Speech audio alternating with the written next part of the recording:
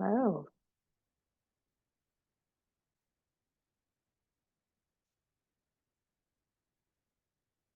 Still have people joining in.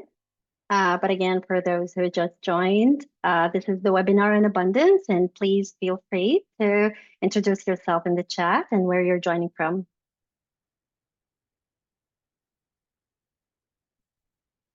Morning, good afternoon. Great to see people are joining up from different provinces and organizations. Cool.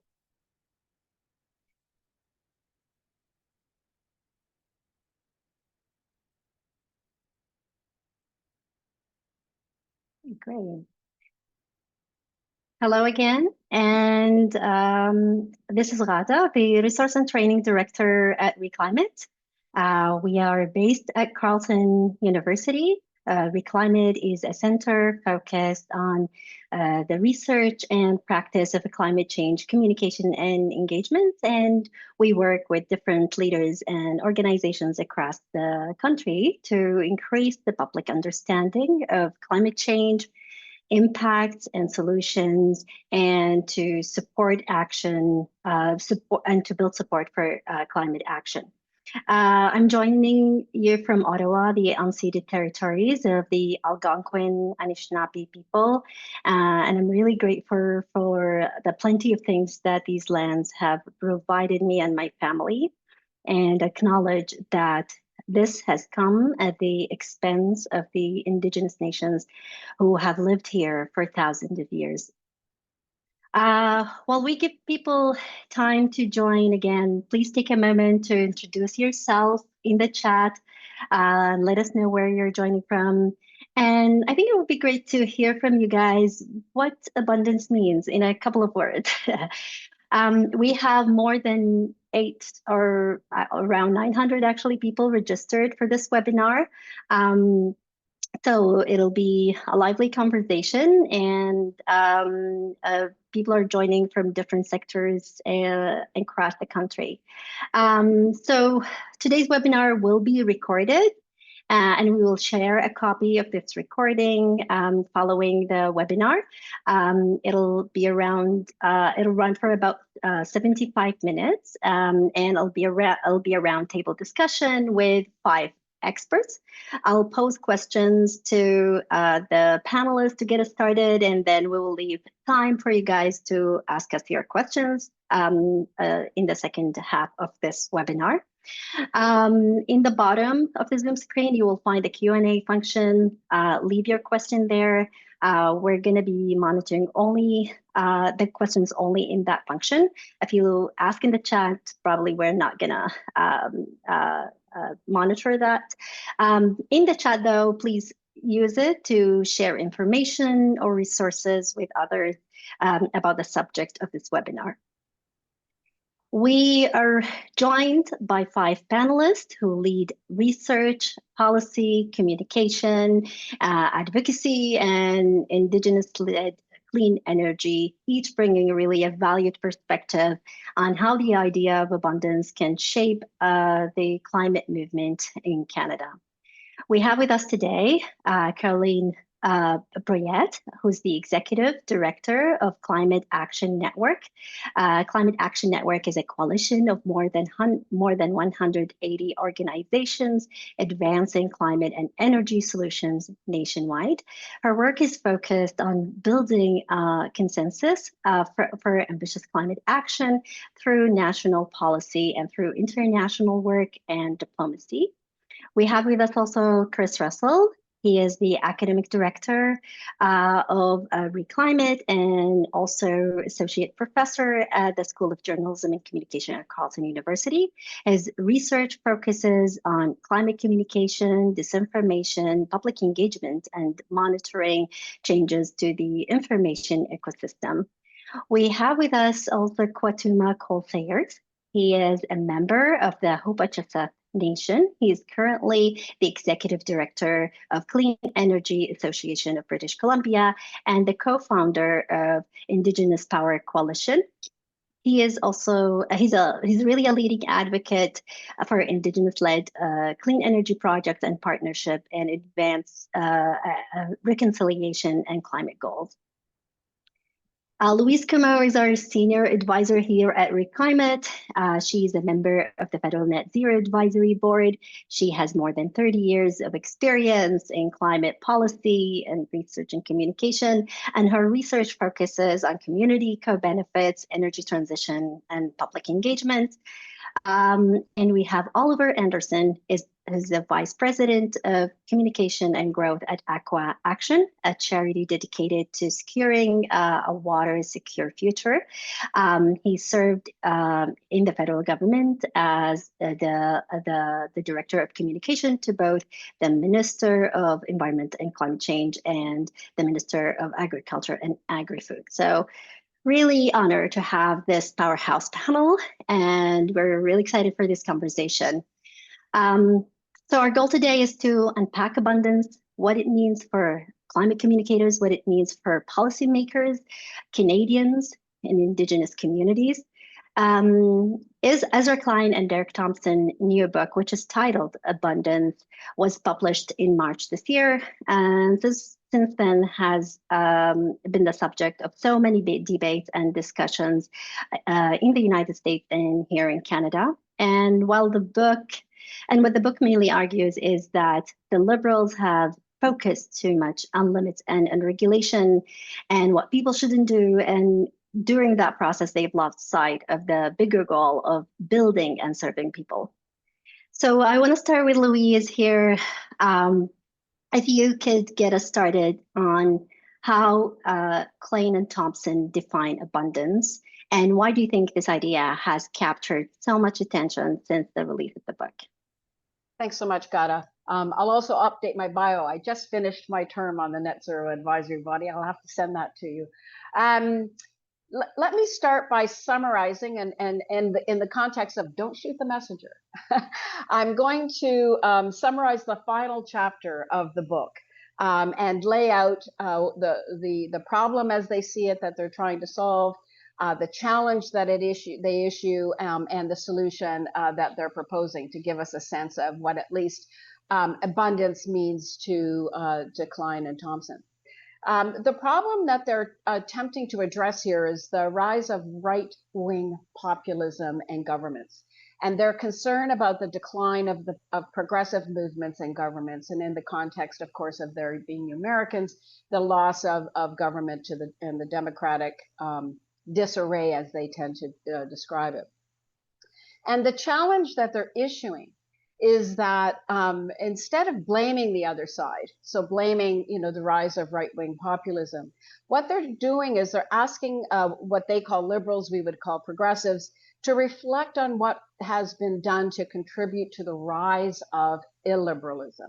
They describe how over the last 50 years or so, the promise of collective action has lost its luster.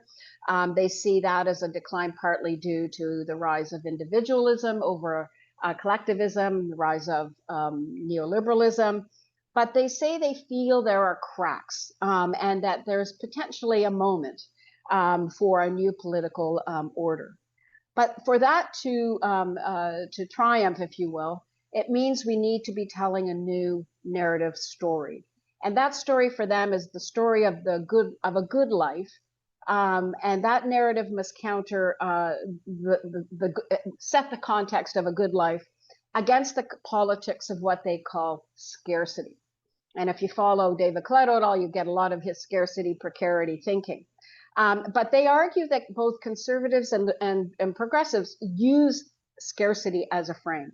And they challenge both. They challenge conservatives in the sense that scarcity is wrapped up to generating feelings of not enough to go around, that government isn't trustworthy, and the othering of others like immigrants. For progressives, they argue that scarcity thinking is seen in the propensity to regulate to make it harder to be reckless. It's a good thing. But they argue the result has been that over time, it's resulted in making things go slow, making them expensive or a no-go. The example they come to over and over again is the case of housing, which they argue has been upset, if you will, in terms of its ability to meet the demand by zoning rules.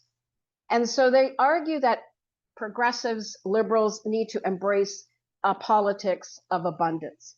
And they argue there's been some progress, the YIMBY movement in housing. They suggest environmentalists are realizing that the framing around sacrifice and scarcity are a losing politics. This is something we could debate. They call on environmentalists to marry the life people want with the clean energy the planet can tolerate. And they argue that governments need to update permitting and procurement rules. You might be familiar with all of this activity going on. So they want to unmake the no machine. And they argue that abundance reorients politics to solve problems with supply. And again, raising concerns about growth, consumption, materialism. They argue if there's not enough homes, we got to build more. If there's not enough clean energy, we should make more. If governments can't make projects on time and on budget, we should fix it. But importantly, I would argue in their defense, they say something that was really important from my perspective. And that is that we all know that trust in institutions and governments is falling. And we usually say that's a concern. And their call of action is to pursue abundance as a way to pursue institutional renewal. They close the book by talking about scarcity being stories that we tell ourselves, but we need a story that's about the abundance.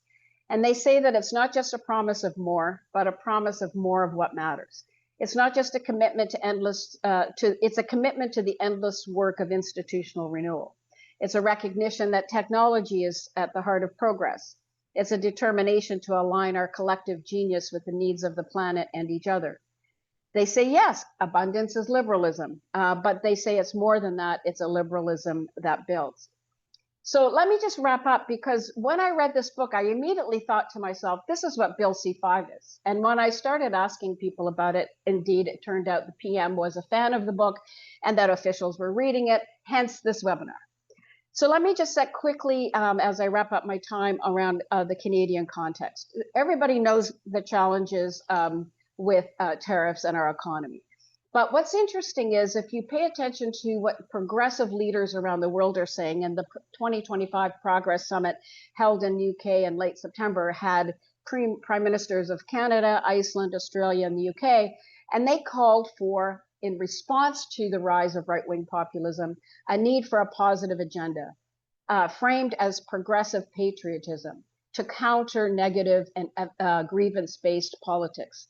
Nationalism, not as nativism, but nationalism as a proud of who we are and what we are achieving. The argument is that this positive agenda is about helping us also gain more control. But it's confusing. We are also in a position where we're being told we're going to need to sacrifice. And the only regulations that are currently on the chopping block seem to be related to climate change. Energy Natural Resources Minister Tim Hodgson has said that the experience with Bill C-5 and the National Projects Office will be a blueprint for legislative reform, including environmental impact assessment. So as we face a prospect of a vastly weakened climate plan in the upcoming federal budget. So is abundance a reframed neoliberalism and recipe for reckless deregulation just because we have too many of them, regardless of what we do? Or is it an agenda for rebuilding trust in institutions by demonstrating governments and their agencies can do good things for people that make their lives better? Can we build faster and better for people in communities hosting projects with community benefits agreements? Can we build and not sacrifice strong environmental and labor protections? Can we build faster and build the relationships required with Indigenous rights holders? These are the questions. Over to you, Gada. Thank you, Louise. And we're going to ask these questions actually in this webinar, and that's what we want to do. And so it was like, Caroline, I mean, it's been, there are a few highlights here. And I think just like climate organizations seem really are people who are who should be part of this conversation.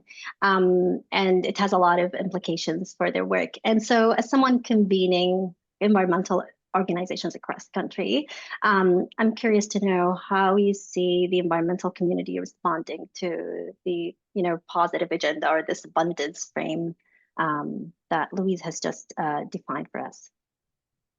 Thanks so much, Gata. Thanks for inviting me to Re.Climate and Louise for setting the scene for us.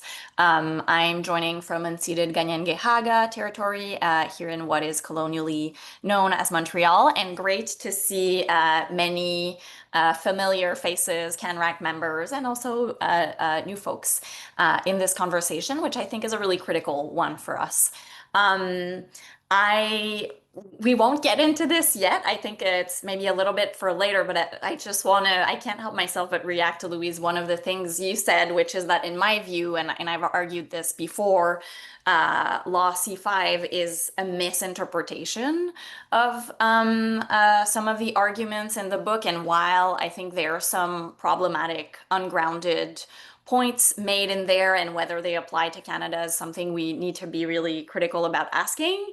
I think in our urge to criticize the book and some ways in which politicians have instrumentalized it to drive forward a neoliberal agenda, there are some important questions in there that I think are good for us to ask ourselves as an environmental community movement, and speaking for Climate Action Network members. And so maybe in terms of how I'm hearing and seeing folks think about this, obviously want to caveat things with the fact that the environmental movement is not homogeneous. So I'm going to try to kind of delineate some broad trends. But to some extent, the mainstream environmental movement in Western democracies has historically, and that has been changing substantially, in particular in the past 10 years, and continues to change, but has been composed of quite privileged people. And so what we have seen historically in that traditional movement narrative is a scarcity approach, as Louise was talking about earlier, approach to fighting the crisis before us. And this is because we have finite resources on this planet, and we know that we are already busting planetary limits. On a per capita basis, Canada is one of the most responsible countries for emptying our carbon budget. But we also need to remind ourselves that climate and other interconnected crises are distributional issues, both between countries and within countries as well. So it's not necessarily true that everyone needs to consume less. This depends on a historical responsibility basis from country to country, and within countries, as we very well know in our settler colonial state in Canada, some communities are more responsible than others for Canada's disproportionate footprint. And obviously, there's a question about, how problematic it would be to focus on individual action and carbon footprints, but that's maybe a story for another day. Another broad trend in our movement is that we historically, for very valid reason, have been defined by the things we oppose. Because, the movement started from communities, peoples, groups fighting infrastructures, being rammed through their lands, their ecosystems. And so I often hear this in the kind of public discourse and from non-climate folk, oh, environmentalists, you're always against everything. And I always say, well, that's not because we want to. That's because, we keep hearing about these, pipelines. Again, I think we're all sick and tired of talking about pipelines. We're not the ones who put forward this idea yet again, in response to the tariff crisis. So this is more about industry and governments constantly putting us in a position where we have to fight to protect what we care about.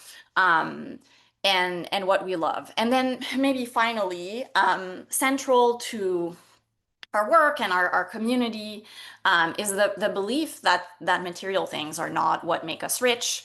What make us rich are relationships, time spent with loved ones, nature. This said, there's a tension there because we're also in the middle of an affordability crisis where the public and I think ourselves too, right, are very much looking for some concrete material things and security.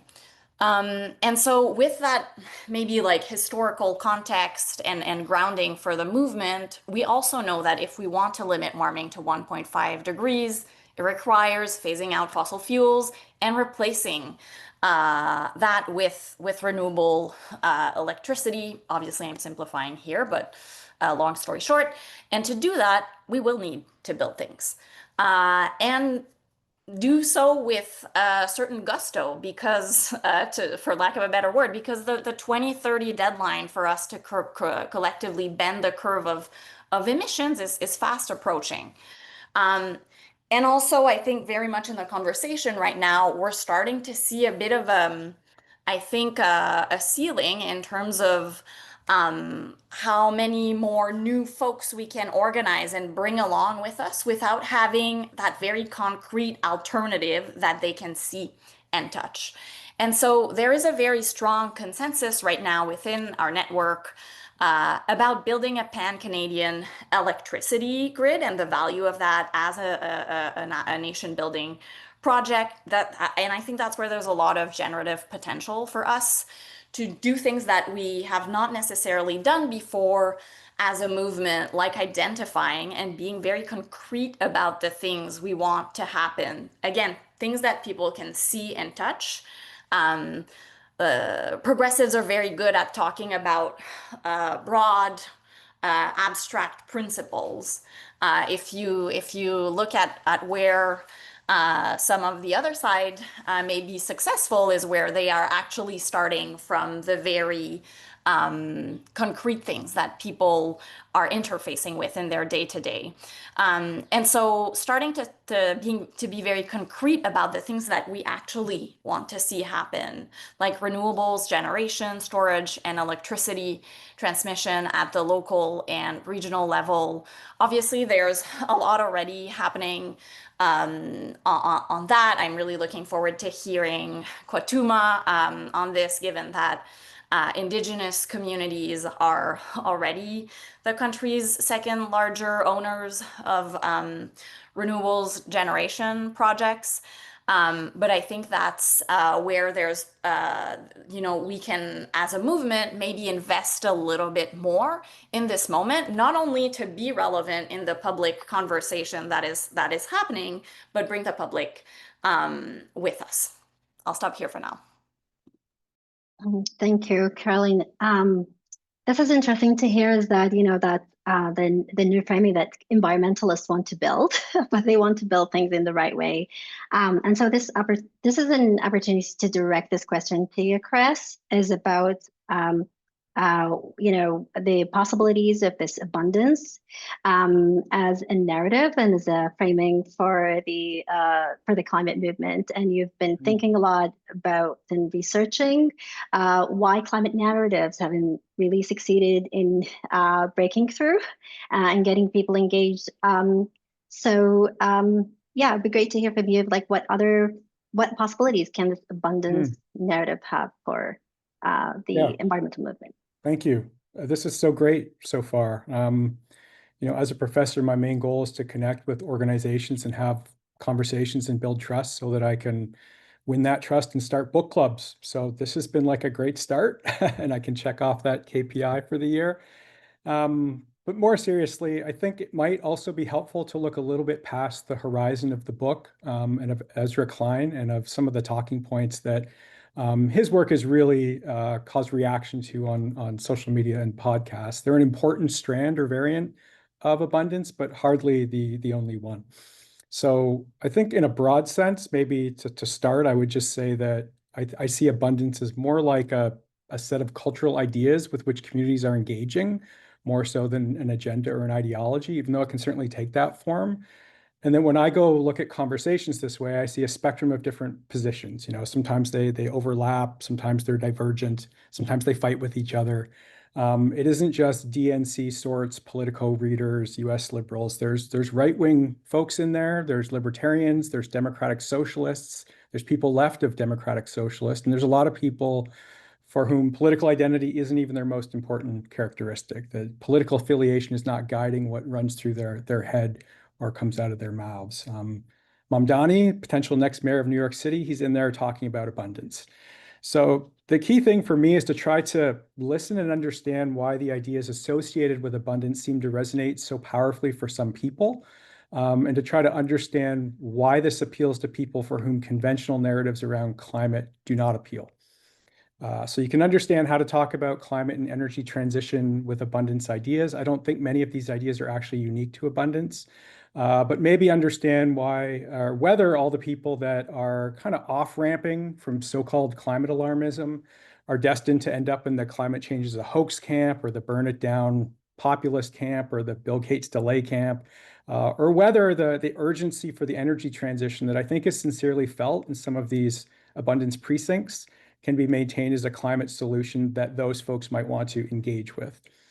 So having said there's like a bunch of difference in there, I think there's a few things we can point to that kind of cross all of this, and Louise did a really good idea of identifying some of these. So I'll just say two things that I think are commonalities worth considering as we throw around words like growth, regulation, deregulation, developers, this type of thing.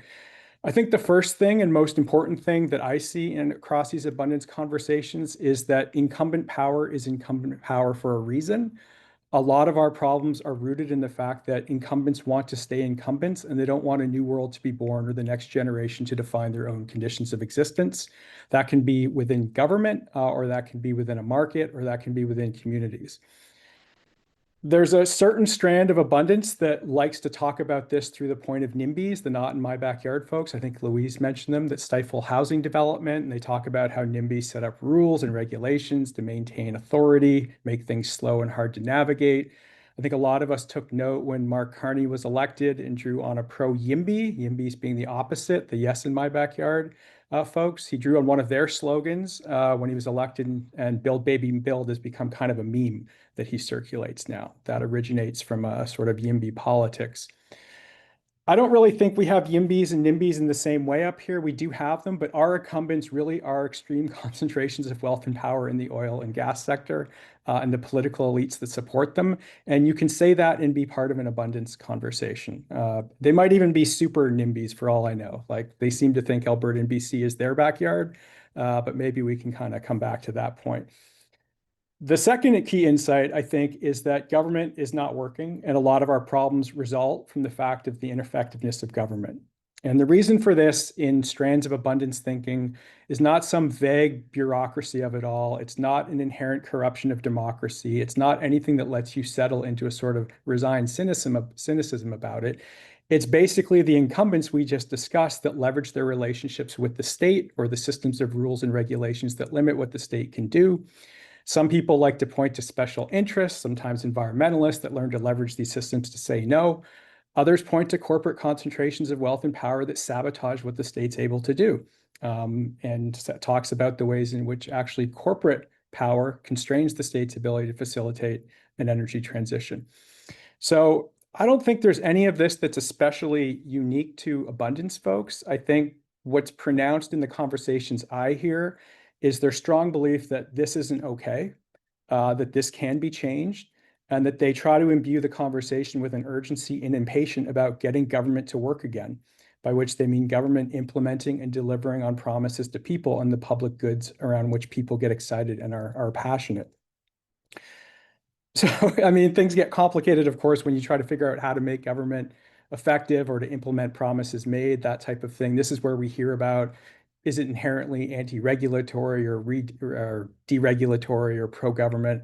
I don't think it's any of those things. I think for Ezra Klein, a lot of times it is. I think for Carney, maybe it is. I think for Mamdani, it's not. But most of the time, abundance conversations emphasize two things in this context: outcomes. Judge things by the outcomes that matter, and the outcome should be determined and seen as determined by the choices we make, and that those choices result from the judgments of those that weigh and take decisions. And so it's not a matter of evaluating government by some other metric. It's about understanding that government's made of people that make decisions, and you judge them based on those decisions and choices. and the outcomes they produce. So it's not whether you adhere to a Byzantine structure of rules, regulations, procedures, protocols, guidance, law, things like that. That's kind of a consistent through line in what abundance conversations across these different camps seem to fasten on. And the last point is just that government should aspire to transformational change. It should be visible, but also durable for the betterment of people's lives. That's what government's there to do. It's hard to do that, but that's what we should set it up to do and do again. So those are really, like, I think, two consistent through lines that if one were interested in how climate and energy transition relates to abundance would be important. I can tell you that the clean energy transition has fingered in abundance conversations for decades. This is an old, long arcing conversation in which there have been a diverse range of voices. But I think there's lots of connections that can be made between clean energy and climate in these spaces at a moment when a lot of other people won't even say the word out loud. So I think I'll leave it there. I'm curious to hear from the people that are coming next and to see where this conversation goes. Thank you.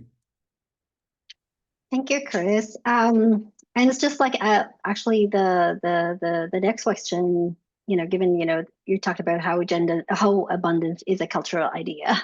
So my next question to Kwatuuma, with your support, with your experience in supporting Indigenous energy projects, and you're being a member of First, like a First Nation member. What does abundance mean for Indigenous communities, and how does that fit alongside all what we have heard so far about the abundance idea? Yeah.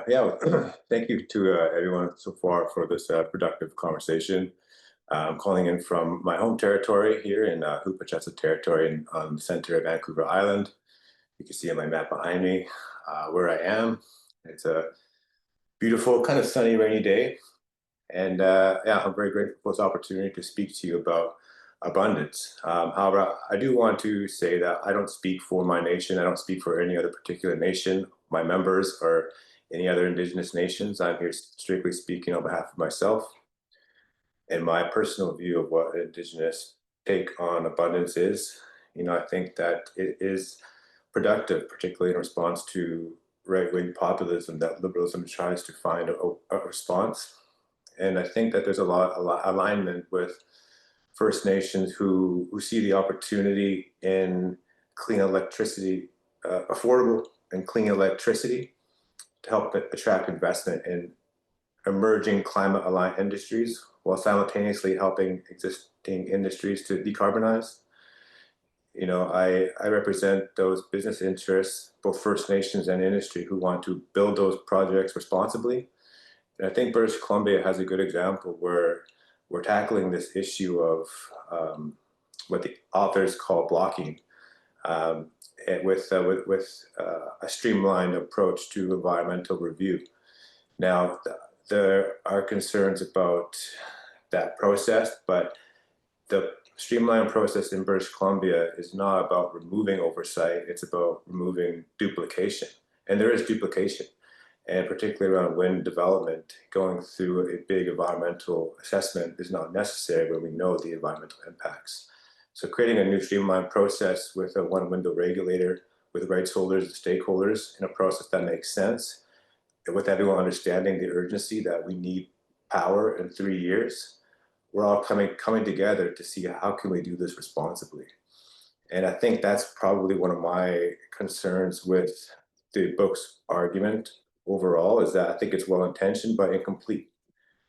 I think that, I think abundance, it has to be about less about government efficiency and more about governance inclusion around First Nations rights holders and decision makers. Institutions should learn how to say yes faster. Institutions should listen and co-decide better. And it shouldn't just be about material prosperity as the primary goal. It has to be more about that collective well-being, First Nations cultural continuity, ecological health as co-equal goals that can go alongside productivity. And I think that, as we include more First Nations in the process, I think that it's going to strengthen this shift towards abundance.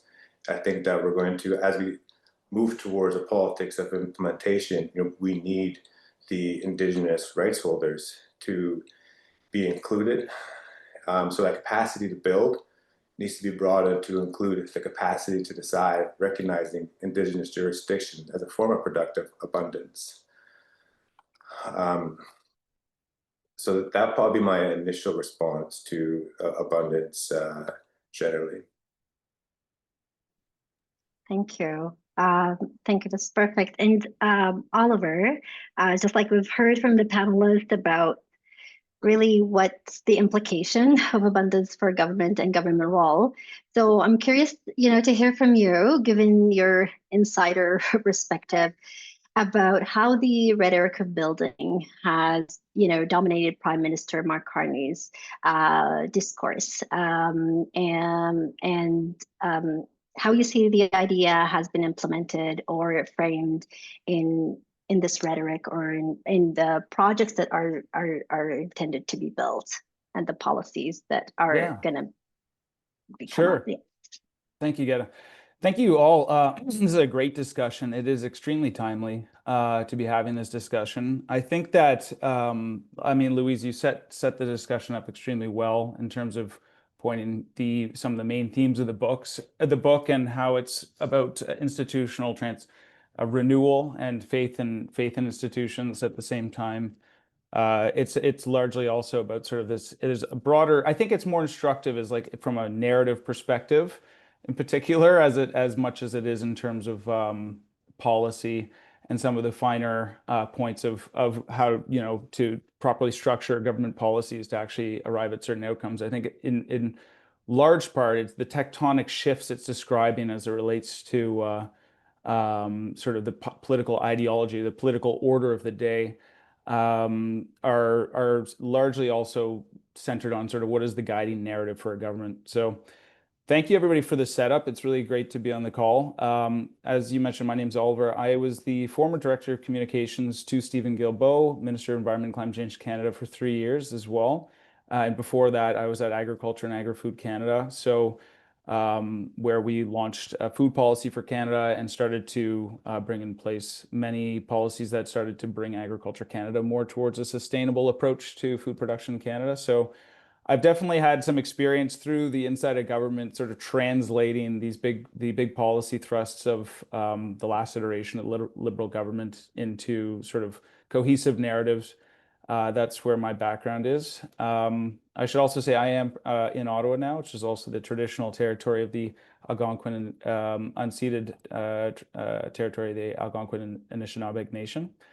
And so if you're asking the question as to how do you see the book Abundance sort of reflected in the modern approach of a current Prime Minister Carney, I think you can trace back to look at what has been his governing philosophy, because he's actually been quite public about it for the last 5 to 10 years.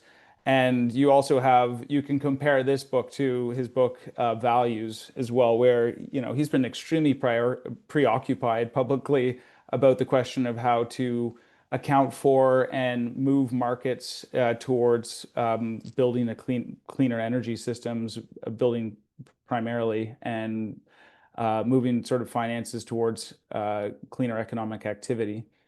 So I think you can see shades of his former, there's some of his former narratives and ideas and what he's saying, what he's talking about it as a moral duty and an economic imperative. That's kind of the same sort of language you'd see reflected in Values.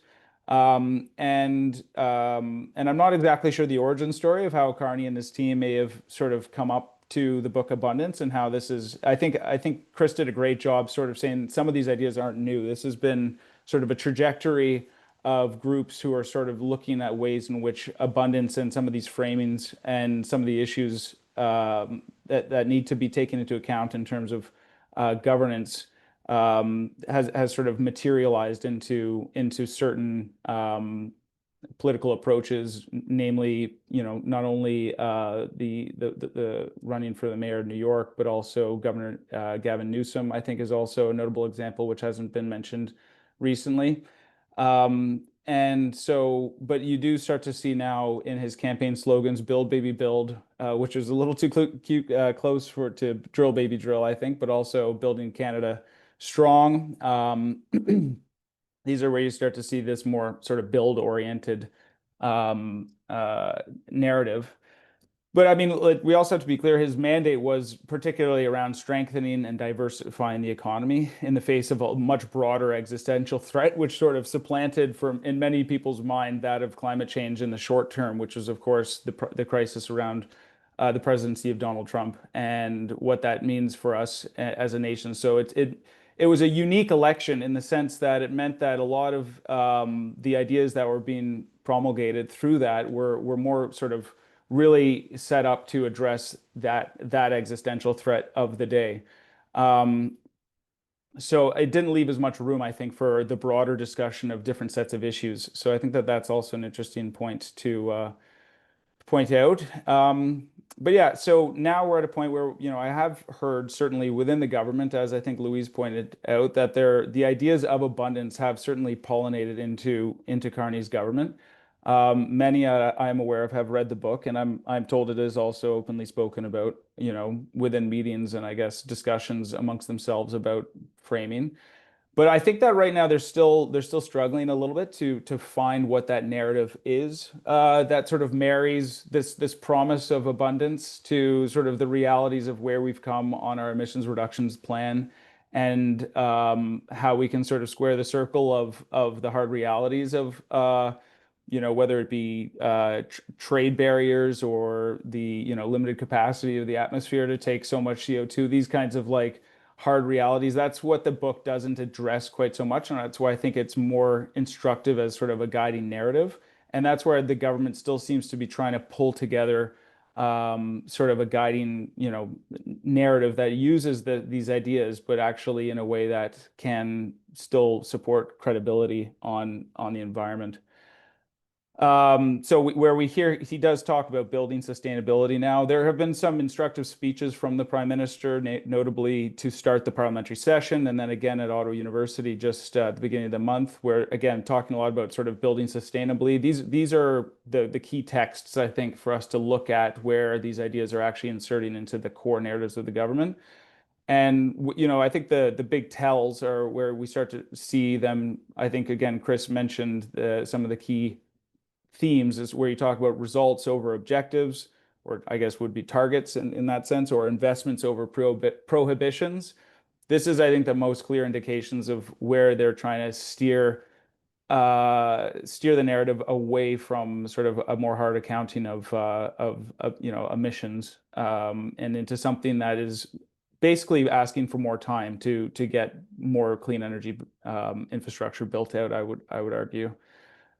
And I think it's also important because I know that there's been a lot that I've seen people associating some of the decisions that have been made by the government so far in terms of how those might relate to the ideas of abundance, and sort of just picking those apart to see where those might have come from. I think that certainly the dropping the federal carbon fuel charge was just as much sort of a political maneuver that it was as anything else, just because it certainly neutered the Pierre Poilievre's attacks through the campaign and removed that as an item that would help to define the debate of the election. And I think that Bill C-5 maybe would be more in the camp of something that would be more closely resembled in abundance, in that it is about sort of taking away. I think there were stories within the book that talked about how a bit, some of the bills in California, for example, about environmental assessments became an impediment. We've just seen Governor Newsom now actually rolling back some of these as well. So that's I think more of a clear reflection of some of the ideas of the book. And then similarly, I think the most notable example is, of course, the government's push on housing, Build Canada Homes. The book did go to pains to talk about how we could take innovation to the housing challenges and start building more modular homes, I think, and factory-built housing. That's, I think, a lot of, and again, anti sort of NIMBY, more YIMBY approach. Those, I think, is another very clear indication of how those ideas are sort of informing government.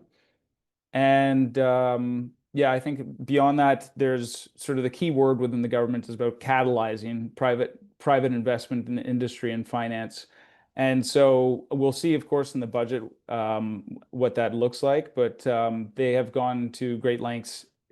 I understand also, for example, that when you talk about carbon contracts for differences, the ways in which they're trying to spur on industry to put their own private investment on the reduction of carbon, this is something we might see more of from the government. Yeah, that's just a few different things to get us started on that, Gada. Yeah, and thank you. This is really helpful in seeing the big picture of where the government is at. So we're turning now to the questions from the audience, and we have received quite a few. And I'll start with you, Louise. And this question is from Tom Cullen. And the question says, Brady raised the point that loss aversion tends a more powerful human motivation than some others. Can this be leveraged within an abundance, advocating for a prosperous future for all, mentality and approach? Such a great question. It depends on who you are and what the broader context is. So for people who are less engaged on climate change, for example, they don't really have a good understanding of the risk. And so a loss frame or risk frame can be more useful. But I can tell you, we just came out of field with a massive survey. And I think that David Collado is right on. People are looking, the Prime Minister has got the right idea in terms of people want to have a sense of control. They want to feel that they're safe and more cared for. And so the reaction in our survey was very strong for messaging that is positive. That is about growing things, not letting things go. So not negative messaging about, leaving the oil and gas sector behind, more about, we're building out the clean energy system. And so timing does matter and the context really matters. And the loss frame has value in certain contexts, but in the overall mood of the country and Canadians, they need to be reassured. And so if we're trying to take them somewhere, we're going to have to reassure them about what it means and how they get there and what it means for them. Thank you. This question for you, Oliver, on government relations, and it's from Dora Stroud. The question says, how can we make government, especially provincial and federal government, more accessible to the people? Businesses seem to be able to lobby government, but MPs are less accessible to individuals and small groups. I'm sure many of us here have sent emails to our MPs and others that they at most get an automated response. Thanks for your email. I'm too busy to respond. Yeah, that's a really great question. And I think it, again, cuts right to the heart of what, Louise was also discussing. A central part of the book is just how do we get government to serve citizens better? In the book, there was an example of the bridge collapse in Pennsylvania, and, government was able to, rapidly bring the construction of that bridge back together instead of, which was something that the citizenry needed, as opposed to having it go through all the hoops of environmental assessments. I guess in that case, that's what the book was putting forward. But to answer your question, does the voice of a citizen matter to a government? And how can that help to shape policy? From my experience, that certainly it would be too simplistic to say that sort of industry is the only voice that matters to government. I can tell you firsthand from discussions of member of parliament, ministers, the voice of citizens that particularly come up through their own personal constituencies do matter to politicians, to MPs. That they're aware of the issues that matter on the ground within their ridings. That's just a function of our Canadian parliamentary system, where MPs, we don't have, for example, MPs that are detached from local constituencies. All of our members of parliament are attached to a local constituency, and that's who elects them. And so for that reason, they do pay very close attention to the views. So in that way, organizing yourself locally in a way that can actually show an issue, there's a core constituency within their riding that for an issue matters for, and you have a very clear ask that goes to that member of parliament, is a very effective way of getting their attention. They all have dedicated time to be speaking to their constituents and things like that. You know, there's also been a situation where the government was previously, you know, criticized for being sort of paralyzed by consultation processes, like over consultation. I remember that was a big criticism of our government. You know, as I said, I led, for example, the food policy of Canada. We consulted extremely widely on that. It's not just industry that's being listened to. We're listening to lots of groups. We're listening to groups like Carolyn's all the time. So, you know, I think that forming yourselves also into associations that can amplify your voice at a regional or national level is a critical way also to get attention and get noticed. I mean, I could go on, but I'll just leave it at that. Yeah, and please, everyone, feel free to jump in if you want to comment on something. But I think that's one of the argument actually of the book, is that the government is paralyzed by these legal battles and battleism, and so I mean that's really something that yeah, we want to probably elaborate more on. But question for you, Chris, from Scott Stoneman. The question says, Royce Cranton is a famous doomer, and he thinks that climate change messaging is emphatically and even dogmatically optimistic. Is there any way to balance the positive messaging of energy abundance and independence with a message of energy reduction, fair energy distribution, and energy poverty?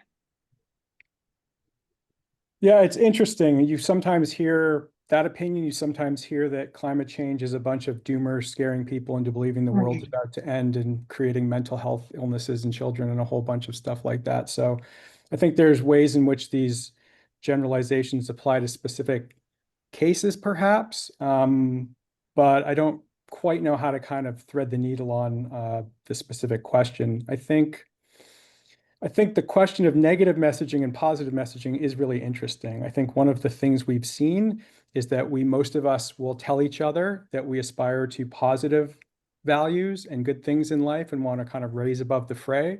But populists have taught us that a lot of people respond to content that evokes highly negative emotions and blames others for things they're feeling insecure and fearful about, and that can be a really effective way to organize and mobilize people. And that's something that just has to be thought about. I think on the other side of it, we sometimes tell each other not to be too aspirational, not to overpromise, not to create utopic visions of the world to aspire to. And I think there has to be a place for that, frankly, not just because there are people who have those voices and they should be able to express them and to hear them, but because the things that we haven't been able to achieve aren't because the aspirations were poor. They're because, in my view, and this isn't to aim this at you, Oliver, but in my view, the abundance piece gets right, is that government has been ineffective on delivering on those promises. And that's not simply because of the laws and regulations and stuff, which is a real thing internal to government. Some of that is the industry we have that continually gets in the way of trying to build out a clean energy infrastructure at the pace that is desired and demanded. So I think in many cases that the abundance conversation is quite specifically about clean energy. A lot of what you look at, and even in Ezra Klein's book, is organized around a clean energy politics. The housing thing is important, of course, and it stands as an emblem and exemplar of the affordability, the housing piece of the affordability crisis, and needs to be dealt with, and is a big issue in California. But I do think that this way of thinking and approaching people to engage around climate and energy can really help other people find on-ramps into understanding why clean energy is good and completely consistent with the desires for clean air and clean water that environmental communities have long advocated for. I might just throw in one addition here, is the fundamental thing that people do when they're evaluating policy, and it comes to, I think, Kwatuuma's comments too, is whether or not they perceive it as fair.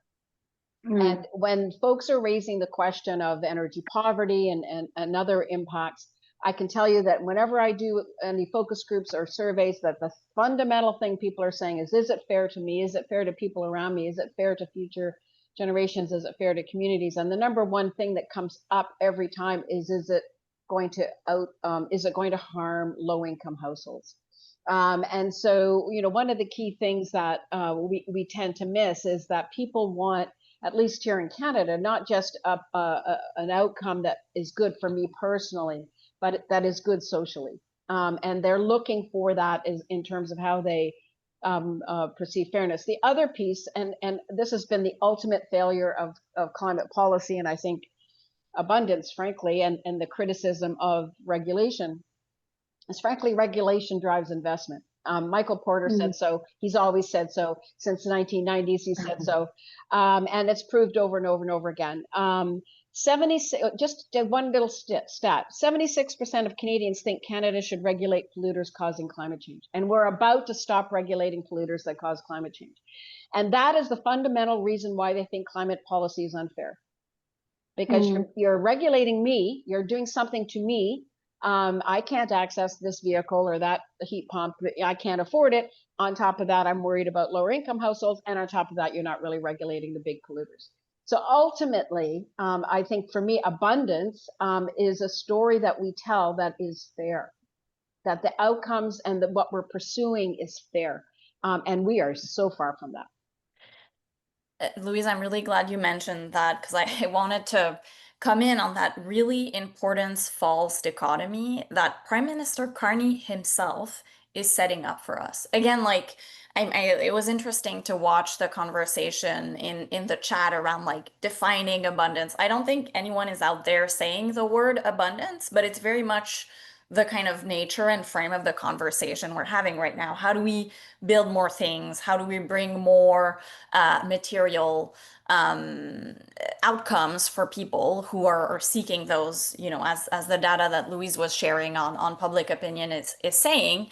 And the thing that government is not saying is that being more fair in our processes, respecting and upholding Indigenous rights are not what is preventing us from building things. Those are not the things. Involving communities at the outset, and Louise has done a lot of research on community benefits, actually increases the likelihood of a project being built. And obviously, like, I think folks in this conversation would argue that not all projects would be built, right? We need to be building the right things, but doing it the right way through, involving communities, ensuring that rights are respected and upheld from the get-go is actually faster.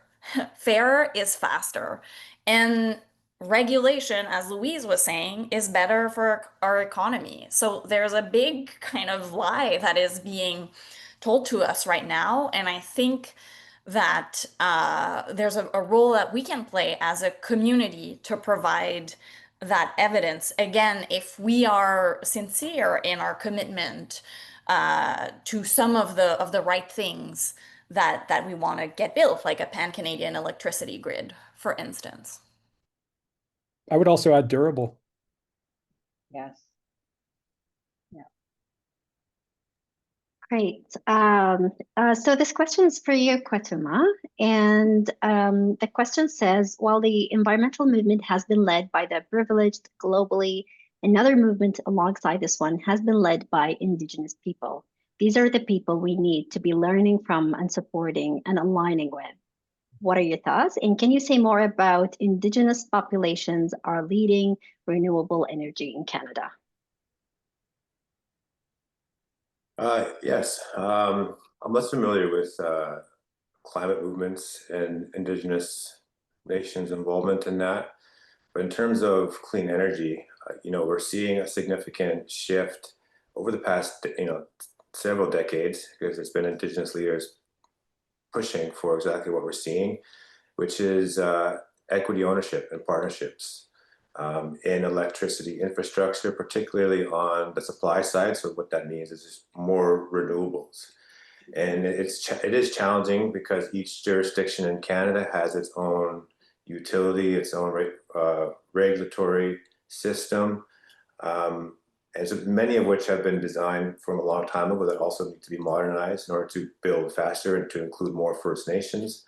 So for example, in BC, they recently had to change a law in the BC Hydro Act to enable First Nations ownership in the North Coast transmission line.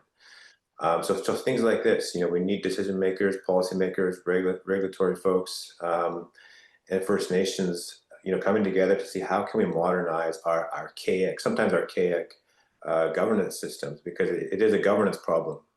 And, I think there's a will amongst, policy actors and legislators, but we just need to have alignment across the board with Indigenous leadership leading the way. And that's happening in BC, and we're being very productive in the renewable sector, where, we have had 8 out of 10 projects in the 2024 call for power. First Nations are the equity majority owner. So that these are First Nations projects. They are leading the way, and we have our industry partners who are there with us along the way. And in terms of that regulation, we are working with the province and the energy regulator on creating that new streamlined approach that's going to work. That's not going to remove oversight, but it's going to help us build these projects responsibly within the urgent timeline that's required. And of course, across Canada, we're seeing this happen. First Nations are the second largest owner, second to government and utilities. I think there's requirements for Indigenous equity across the board in all provinces and territories. There's a varying amounts of what that nominal equity amount is, but I think the baseline is 25%. We need to see this on transmission as well, and we're seeing that with Hydro One and Ontario leading the way. British Columbia is now at 50%, but we need to do that across Western Canada and, of course, in Eastern Canada as well. So all new infrastructure that will enable a new clean economy, First Nations are wanting to be part of that transition. They want to be leaders. They want to be owners. So that's why I think that this project of abundance is incomplete. It has to be a project of renewal, because it doesn't happen in a vacuum. Canada has a need to repair its relationships with First Nations, particularly in the electricity sector, where First Nations have been dispossessed and excluded from market opportunities like other industries or other parts of Canada. And so we are doing that work, of repairing harms and building relationships so that, this is going to be a project of renewal. We're not just building Canada, we're rebuilding it, we're restoring it, we're advancing climate action, but also reconciliation with First Nations.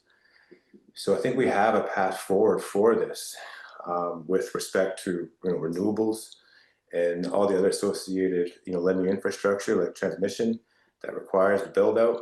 I think that BC and Canada has a huge advantage in this new economy, but we need to double down. We need to focus on how do we actually build these projects quickly with First Nations, because climate change is happening. There's a wildfire that was burning 9 kilometers from my house. Across the inlet is the wettest place in North America, but now in the summertime it's a tinderbox. So we shouldn't have to worry about our forest burning down every summer. So there's that urgency. We need the electricity. We have First Nations who want to build these projects with our industry partners. We're working with our partners on affordable access to affordable capital. So so a lot of work is being done there, but again, we're still a lot of work to do. Excellent. Thanks, Kwatuuma. Going back to you, Louise, and this question is from Stephen. What shifts in mindset or practice are needed to move from scarcity thinking to abundance thinking in our communities? How can we cultivate a sense of enoughness and reciprocity, both individually and institutionally, so that abundance is measured not by accumulation, but by collective well-being and ecological health? Well, I do think that part of this conversation needs to extend beyond like a webinar like we're having. I think Caro was talking very much about the fact that within the environmental community, she's trying to instigate a conversation around, under what conditions are we comfortable saying yes? Because we do need to figure out, it's not just a question of enough. Within the overall situation of having enough, there are things that have to be renewed. We've talked about it over and over again, like the energy system. There is no doubt that we are in a period where we have to say yes to building things, and it all has to be done in the right way to position the country for decades to come. And so I think we could maybe, wrap up this session with an invitation for folks within their communities to be having these conversations about, where can we say yes, on what basis can we say yes, and how do we make that be a question of sufficiency, enough, but we can't have none. We do need housing. We need housing in different ways, as some folks have said, whether that means housing within existing housing, but we're going to need new housing. It needs to be built right. And we're going to need new energy. And that is the biggest challenge I think that we face. The entire renewal of our energy system and the transformation of how we use energy. There's a lot of yes going on in there. And we need to find ways. Most of my research is focused on social acceptance of large scale renewable energy and transmission projects. And I can tell you, it's very easy to say no. People are being affected by a lot of misinformation and disinformation. It's very difficult to get through. People have love for the places they live the way they are now. And we need to find a way. I think the Indigenous best practice is best practice for all people, all communities. We have to have more energy democracy if we're going to turn this thing around. And that means saying yes to people being involved and having influence and being part of the conversation. And I see very, very little of it right now. We'll be doing a report at the end of the year and then again in March on how community benefits agreements affect people's willingness to say yes. So I think all of us need to think and reflect and do work on how do we get to yes in the right way. Excellent, thank you. This question, I'll direct it to you, Chris, and also Oliver from Lou. If developing the narrative of abundance is important, reason would follow that we need storytellers. In a literal sense, that's writers, artists, musicians, filmmakers. Indigenous storytelling in particular will play a crucial role in this as well. As an artist myself, I want to know what organizations and governments are doing to make sure the arts are included in this movement. Where have you seen climate abundance narratives and storytelling that includes the arts? You want to go first, Oliver? We'll go in the order that our names are presented. I have to think a little bit about that question as well. But do you have any ready answers, Chris? I don't have an answer directly to the question, as a professor usually says, but I think it's fascinating on something quite important, I think, which is that there is a real strong, we risk reproducing a kind of policy focus in a lot of these conversations that has long been the case in Canadian conversations about climate and energy. And that, I mean, Ezra Klein's going to kind of take you there, right? Derek Thompson's going to take you there. And there's a lot of other voices that are more industry centered. There are some voices that are more in a kind of wider tech community. But I think the bridges through which people can kind of see themselves beginning to engage with these ideas in a wider sense through art and culture is the right prompt, is a really good idea. Because of course these images or aspirations are the things that make these ideas resonate, are often as much aesthetic and cultural as they are political and policy focused. Yeah, I think that one of the things that's occurred to me is that a lot of the foundation of this is about sort of setting a narrative of hope, right? And it kind of harkens back to the sort of Barack Obama political poster from 2008, where it's just hope, it's and that itself was a piece, was done by a well-known graphic design artist who created that specific political poster. And yeah, a lot of this also is a reaction to what has been categorized as doomerism as well. So you want to try to build that positivism for the future. Unfortunately, as has been pointed out, people usually are more motivated to reacting against something they don't like, and sort of fear of change. People just generally don't like change as well. So I think that's where maybe the book is struggles a little bit, sort of to imagine this future where we're all sort of the Jetsons isn't necessarily going to land with a lot of people, because it's far from their imagination of what's real or possible. But yeah, I think it's about, you can get involved with a lot of these organizations that are going to be advocating for the need to build out our renewable energy systems. And there's so many different facets by which you can, bring the artistic movement, artistic expression to help tell those stories. It's absolutely right that that's the way that you're actually going to get eyeballs paying attention to your narrative.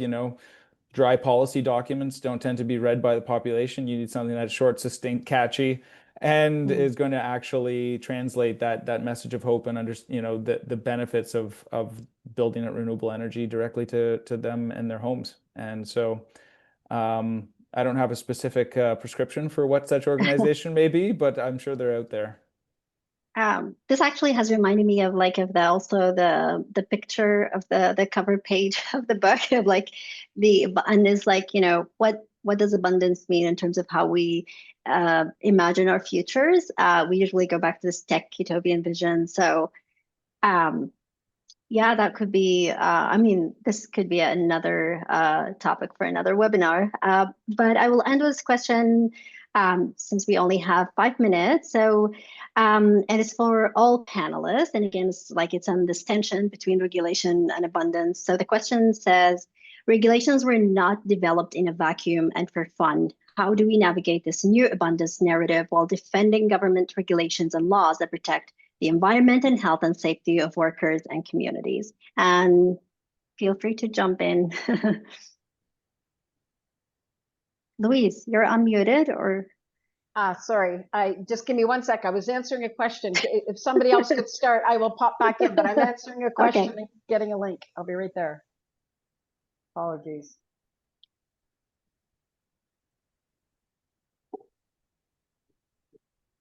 Do you mind just putting the question out again? Yeah. So regulations were not developed in a vacuum and for fun. How do we navigate this new abundance narrative while defending government regulations and laws that protect the environment and health and safety of workers and communities? I'm going to just say, having been in government as well, where we did implement a pretty robust regulatory agenda as well, environmentally, that, making regulations sexy or showing sort of the market power of regulations, showing I think one of the greatest parallels as well is what the debate around artificial intelligence right now, there's a wide understanding that, there is an absolute fundamental need for a strong regulatory framework to back sort of the developments of AI while we still have this promise that it's going to deliver of abundance to us. So, it's a way in which that's going to be, I think, probably the regulatory debate, that we're going to be seeing unfold, particularly in the short term. And so to see how we can spin the benefits of putting in place such rules is going to be imperative. I'm ready. Oh, sorry. Yeah, if I can come in on that, I think the AI piece is important, and I want to share an anecdote in that regard, because I heard from someone who is a very credible advisor to government, I won't share his name, say that, propose the idea basically that the Impact Assessment Act and its whole architecture could be replaced with AI. So, this is the level of, I'm sorry, this is completely juvenile and ill-informed, and I have no words that someone that smart would say things like that. So I think that we, unfortunately, our work is to provide the evidence that if we want to build things and if we want to transform the economy in the face of President Trump, this is an all hands on deck initiative, and it requires a thriving democracy. It requires meaningful engagement with civil society, with workers and local communities, and the full respect and upholding of Indigenous rights and sovereignty, which at the end of the day, the Indigenous peoples are the ones who can say yes or no as the stewards of this land. And so I think, the message I've been saying is that environmentalists want to build, yes, but we want to build a future, not the past, and we want to build the right things the right way. And this is really the right ending note for our webinar. Thank you, and thank you, everyone. This was a great conversation. I want to point out a few things and projects that are going on that are extending this conversation. There's a blog by our senior advisor, Kara Pike, and Carney's Beach out of Ottawa, and some of it is actually goes in this idea of what young Canadians want and what future Canadians want. Re.Climate also is testing the abundance narrative in new research, so that's coming up. And we're also conducting research on the best practices in community benefits and agreement. And so, keep up your eyes and your email. And if you are a member of Re.Climate, you will get a notifications and emails about all these. And we'll have a blog that summarizes what's the great discussion that we've been having so far. So thank you, everyone. This is really wonderful. And we will share the recording with all the panelists. There's a link to our follow-up survey after the webinar ends. Please let us know what you think. This is helpful for myself and our team in developing our programming. And if you have any questions, please feel free to ask our team. My email is gata@reclimate.ca. And thank you. Thanks everyone. Thanks all. Great to see you. Bye-bye.